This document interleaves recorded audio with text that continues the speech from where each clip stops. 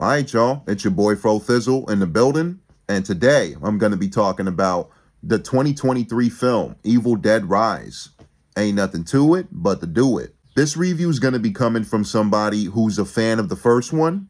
I love Dead by Dawn, the second flick, which might be my favorite Evil Dead film of the franchise. Army of Darkness is a bit of a blur, I will admit. That one's a rewatch for me. And while I did like the 2013 reboot, I didn't think it was a knockout, or I didn't think it was a fantastic watch. I thought it was okay. Great gore, but the characters I didn't care for whatsoever, in my opinion. With Evil Dead Rise, we follow a guitar technician named Beth. She finds out she's pregnant and she's not too happy about the news. She goes to visit and reconnect with her sister, Ellie, who doesn't live in the best situation with their 3 kids. In fact, they all live in an abandoned apartment complex. One day when the kids are out getting some food and are walking across the parking garage, a huge crack comes across the ground and leaves a huge hole. The kid Danny, of course in horror movie fashion, goes down the hole to frolic around and comes across these very old vinyl records. And he also comes across the Book of the Dead. The book is activated when Danny, who's also a DJ and a turntablist in the film, puts on the records, and when he tries to open the Book of the Dead, it pricks his fingers because there's sharp thorns on the side of it, and the blood sinks into the book. The records are playing, we're hearing these priests going back and forth, saying, "Don't open the book, it's the Book of the Dead," and such. Bruce Campbell's actually one of the voices on the record saying, "Don't open the book." And of course, all hell breaks loose, shenanigans ensue. The book is unleashed and it immediately attaches to the mother, Ellie. She starts saying the most craziest shit, talking about how she wants to kill them all and open them all up. It's some rather grotesque dialogue, but at the same time, I did feel like, yeah, this is standard Exorcist kind of dialogue where you say the most crude and grotesque shit that you can think of. But I will say, I thought Alyssa Sutherland as Ellie did a great job. I thought it was a rather well done performance from my viewing. I thought she handled the acting of Ellie's overall possession rather well, and I would even say pretty unnerving and unsettling at times. I'm going to talk more about the kills in a second, but my favorite scene involving Ellie is the peephole sequence. It's the scene where she tries to manipulate the daughter into opening the door and to letting her back into the apartment, but she starts massacring everybody in the fucking hallway. I thought it was a pretty crazy scene.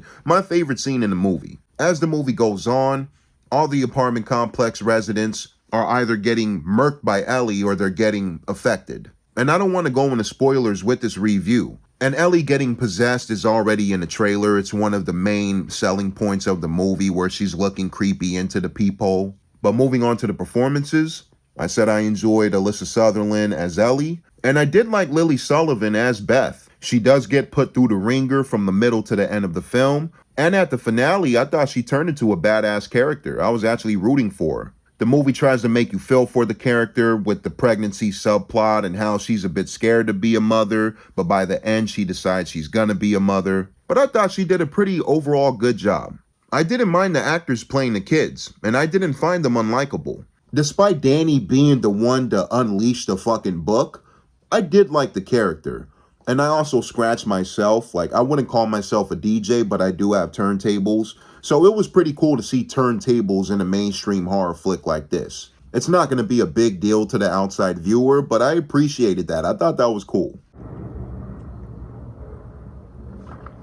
Thank you, Plane. Thank you. Again, thank you, Plane. Fuck. I would put Cassie and Bridget nearly in the same boat where I didn't mind the characters, but I gotta give some credit to the child actress playing Cassie because of all the crazy stuff popping off around her. And while I did like the characters, I thought Beth was the only one with some sort of character arc because of the pregnancy subplot.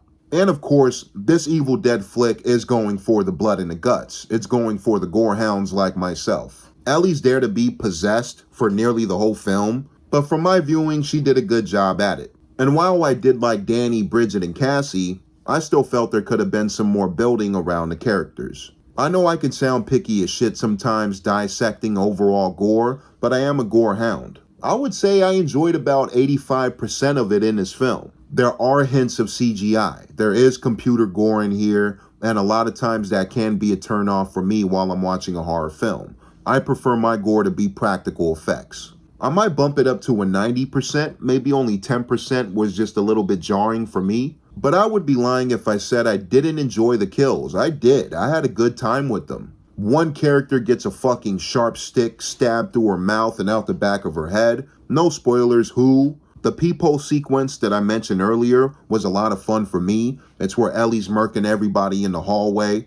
And I just thought this scene was shot very well. I feel like I've seen this sequence done in older films before, but I liked how it was delivered here. And I had a blast with the finale kill. It is riddled with CGI gore, but there's one or two moments here and there with some practical effects in the finale kill that left me satisfied. I was like, yo, this is a pretty damn good last kill. Spoilers, but not really, because I won't say who does what, but it does involve a chainsaw. The reboot did it more practically, so I will give it more credit, but I felt the finale kill here was more ridiculous and more fun. But that's how weird my brain works. I feel like I'm supposed to love the finale kill of the reboot more because it's more practical, but I had more fun with the finale kill here. There were some moments of the musical score that I enjoyed, and I thought it sounded great in the theater. We do get the traditional Spirit POV Evil Dead camera work where it's zooming fast and it attaches to the person, in this case Ellie.